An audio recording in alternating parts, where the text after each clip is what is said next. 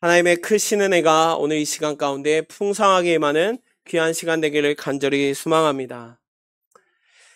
우리는 모두 살아가면서 항상 좋은 일, 행복한 일만 있을 때도 있지만 때로는 크고 작은 실수와 실패를 경험하게 되죠.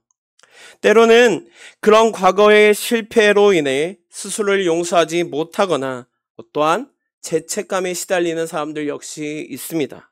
그런데 이 모습이 이렇게 얘기하는 사람도 있을 수 있죠. 내가 다시 새롭게 시작할 수 있을까?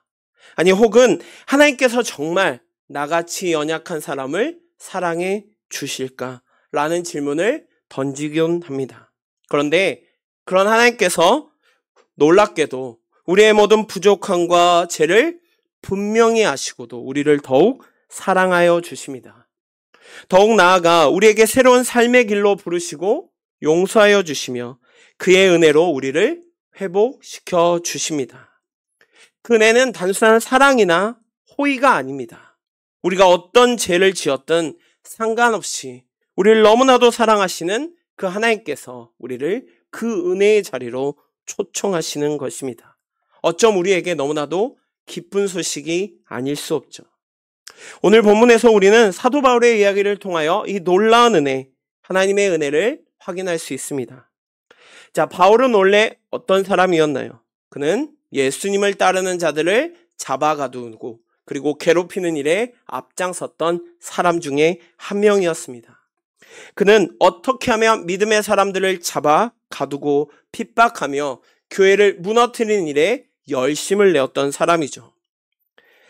한마디로 그의 과거의 모습을 보면 그의 모습은 매우 돌이킬 수 없는 큰 죄악 가운데 살아갔던 사람 중에 한 명이었습니다.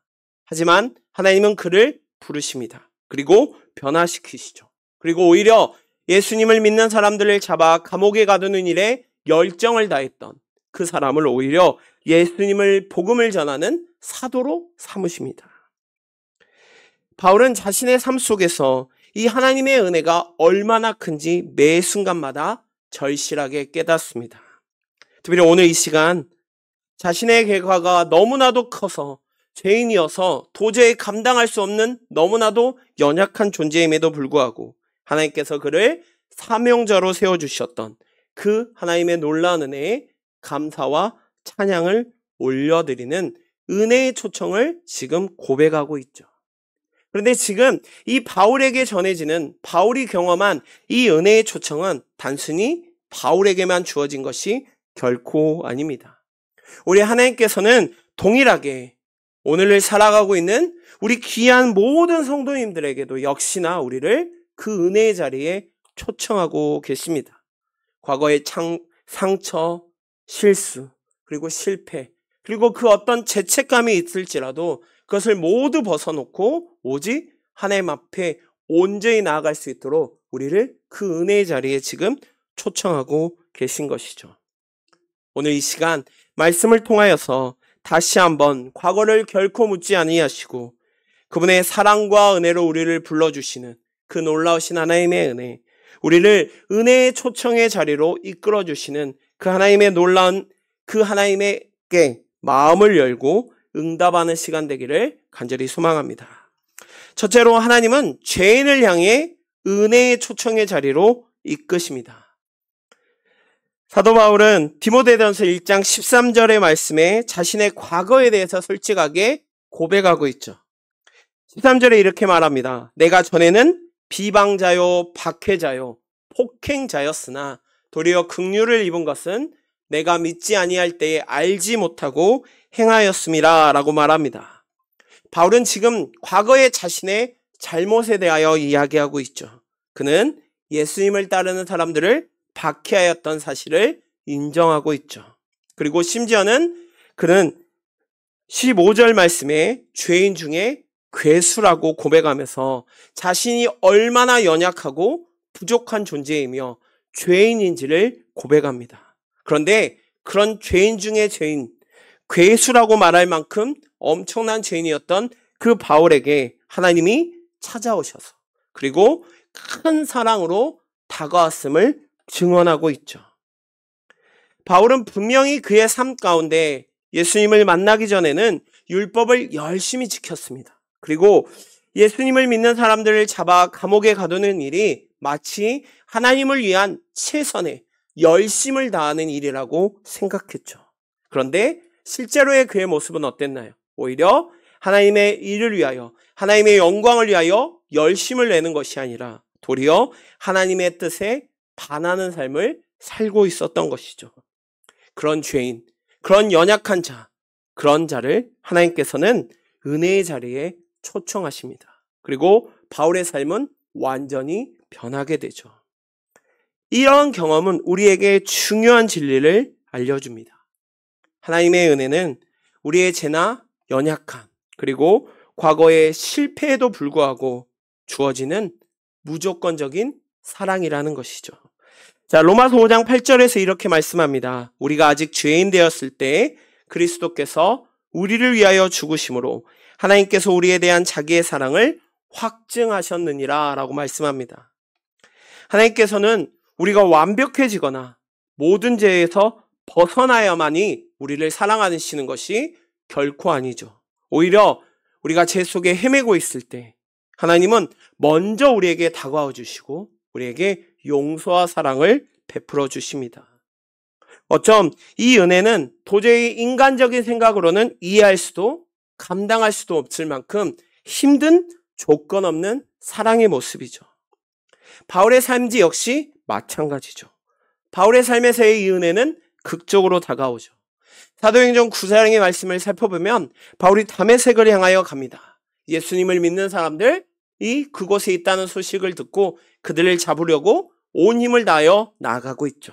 그런데 예수님을 향하여 이 믿는 사람들을 체포하기 위하여 그리고 교회를 핍박하기 위하여 온 힘을 다하고 나아가고 있는 그 사울, 다시 말해 바울에게 하나님은 오히려 만나십니다. 그리고 말씀하시죠. 사울아, 사울아, 내가 어찌하여 나를 박해하냐고 물어봅니다. 그 삶이, 그 순간 바울의 삶은 완전히 변화되었죠. 자, 그때 하나님은 사울을 책망하지 않으십니다. 정죄하지도 않으시죠. 오히려 그를 용서하여 주시고 그를 새로운 삶으로 은혜의 자리로 초청하여 주셨습니다. 분명 바울은 과거의 삶은 죄인으로 살던 삶, 하나님의 뜻에 반하는 삶을 살았던 사람입니다. 하지만 그런 죄인, 그런 사람이 하나님의 은혜로 덮여지자 그에게는 분명 새로운 사명이 주어졌죠. 바로 주님은 바울의 연약함을 알면서도 그에게 다가오셔서 은혜로 그를 새롭게 하여 주신 것이죠. 이것이야말로 하나님께서 베푸신 은혜의 초청입니다. 많은 사람들은 내가 무엇을 잘못했을 때 내가 먼저 그에게 다가가서 죄를 구하고 용서를 빌고 그래야만 상대방이 나를 이해해주고 용서해주죠. 근데 그 어떤 사람도 저 사람이 분명 나에게 잘못했을 때 내가 먼저 가서 용서해주겠다라고 말하는 게 결코 쉽지 않습니다. 당연히 우리의 삶 역시 마찬가지죠. 분명 우리는 하나님께 죄인 중에 죄인이고 죄 가운데 살아갔던 사람입니다. 하지만 하나님은 우리의 과거의 그 어떤 죄와 상관없이 우리를 향하여 먼저 다가와 주시죠. 그리고 우리의 삶 가운데 연약함, 부족함에도 불구하고 결코 그 무조건적인 사랑을 거두지 않으신다는 것이죠.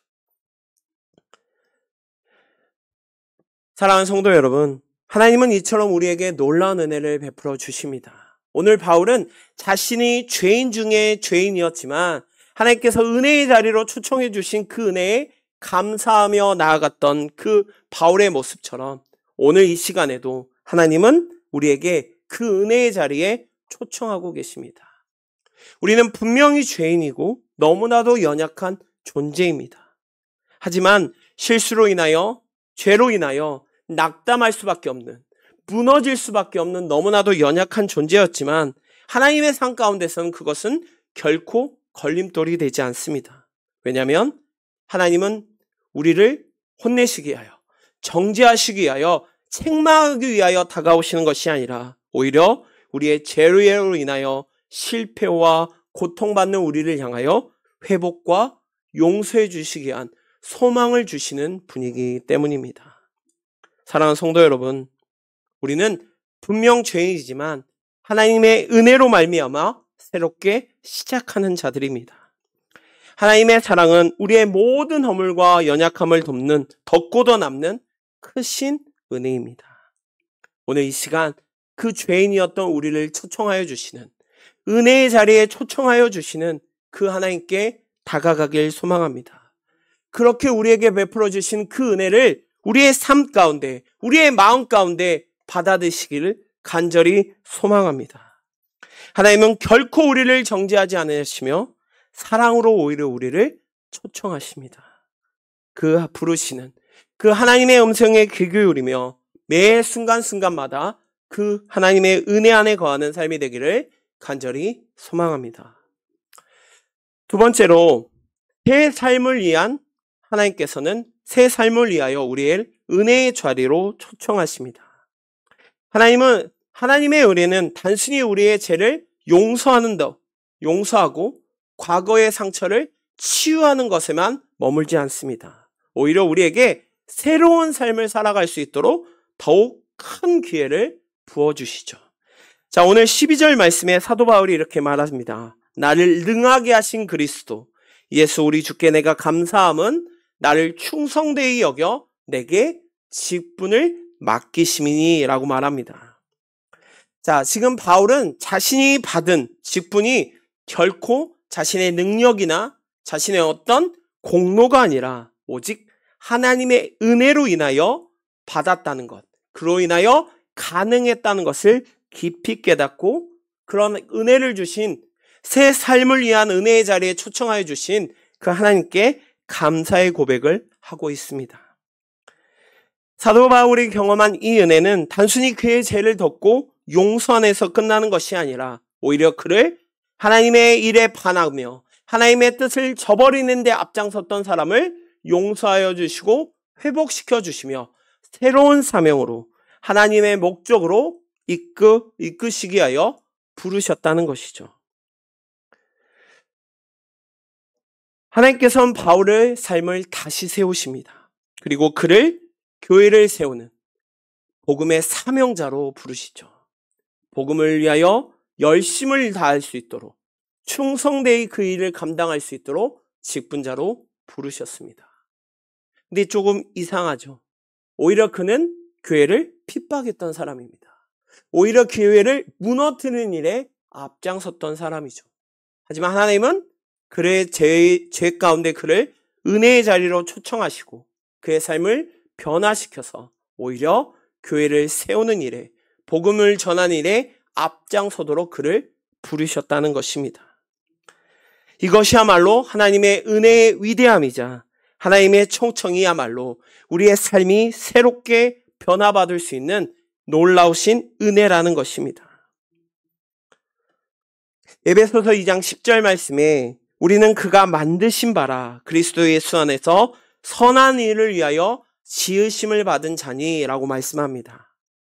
하나님은 우리를 그저 과거의 죄에서 구원하시고 용서하시는 것에서 끝나는 것이 아니라 오히려 그 구원받은 자로서 우리에게 새로운 삶을 살게 하시며 그분의 뜻 가운데 살아갈 수 있도록 우리를 직분자로, 사명자로, 그리고 복음 전하는 자로 세워주셨다는 것이죠.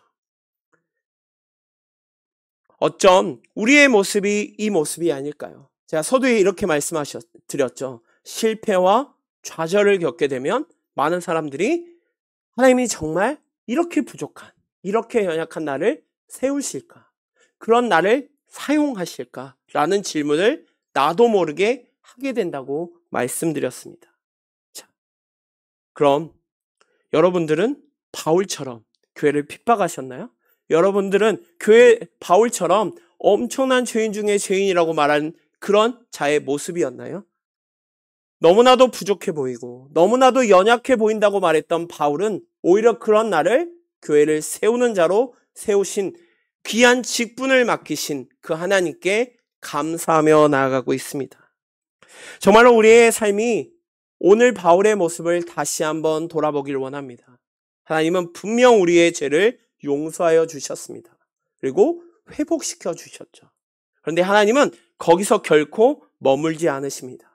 우리를 사명자로, 직분자로 하나님의 귀한 일을 감당할 일꾼으로 부르셨다는 것이죠.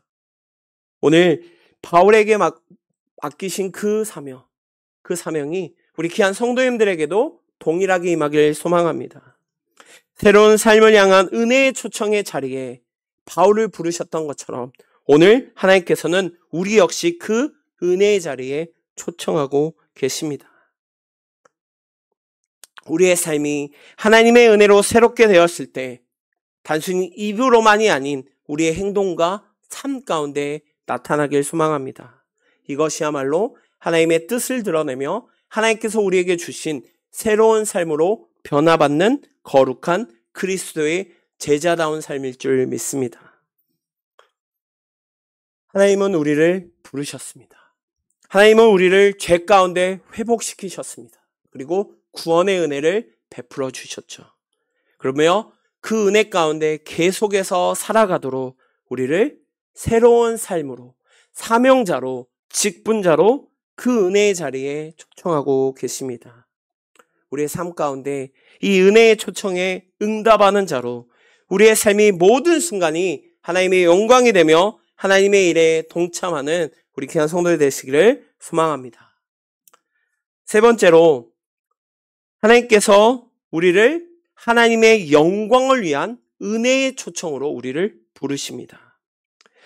자, 하나님의 은혜는 단순히 우리를 죄에서 구원하고 새로운 삶으로 변화시켰을 뿐만 아니라 그 모든 과정이 하나님의 영광이 되도록 인도하셨다는 것이죠. 자, 우리 17절 말씀, 우리 한 목소리로 다 같이 보겠습니다. 우리 17절 말씀입니다. 영원하시노아 곧 썩지 아니하고 보이지 아니하고 홀로 하나이신 하나님께 존귀와 영광이 영원 무궁토록 있을지어다. 아멘. 지금 바울은 하나님께서 주신 은혜가 얼마나 크고 놀랍고 자신의 삶을 통하여 드러난 이 모든 것들이 하나님의 영광 가운데 있음을 깨닫고 감사하며 나아가고 있는 것이죠. 하나님께서 우리에게 베푸시는 우리는 은혜야말로 우리의 삶 속에서 자연스럽게 하나님께 영광을 돌리게 하는 힘을 가지고 있습니다. 이것은 단순히 우리가 하나님을 칭송하는 것을 넘어서서 우리의 삶 전체를 하나님께 드리는 영광이라는 것이죠. 하나님의 은혜를 깊이 체험하는 사람이면 사람일수록 매 순간순간마다 하나님의 영광과 하나님의 은혜를 고백합니다. 그리고 그 고백을 드러내기 위하여 열망을 다하죠.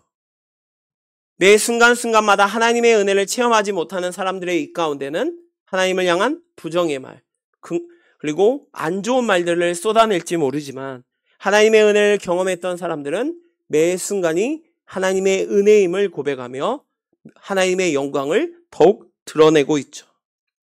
하나님의 은혜로 우리는 분명 변화받았습니다. 그렇게 우리는 우리의 삶 전체가 하나님을 증거하고 하나님의 영광을 드러내는 도구가 되어야 하는 것이죠.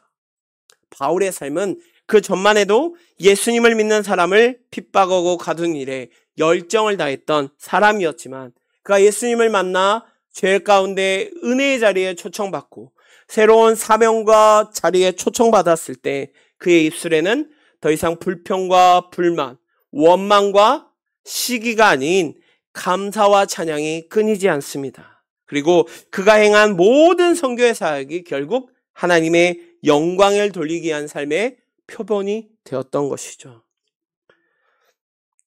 우리의 삶이 정말 하나님의 영광을 드러내는 삶을 살아가고 계십니까?